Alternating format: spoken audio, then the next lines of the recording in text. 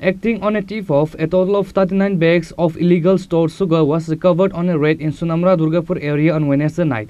The estimated market value of the recovered sugar will be 1 lakh. However, none was arrested by the police.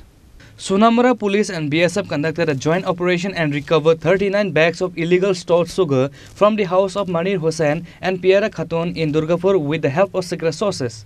It is known that the market price will be over 1 lakh rupees. The police of Sunamra police station has produced the sugar to the court on Thursday.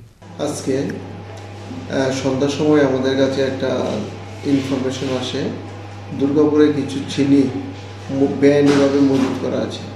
এই খবরের ভিত্তিতে BSF এর সঙ্গে আমরা একটা যৌথ অভিযান করি। এই যৌথ অভিযানে মনির হোসেন এবং পিয়ারা খাতুনের বাড়ি থেকে মোট ৩৯ বস্তা আমরা চিনি উদ্ধার করি এবং বাজেয়াপ্ত করি।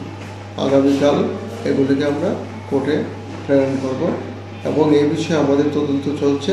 কারোর বিরুদ্ধে যদি কোনো স্পেসিফিক অ্যালিগেশন থাকে আমরা এর বিরুদ্ধে আইনগতভাবে ব্যবস্থা নেব। Reported by Musharraf from Sunamra, Chini Khorang.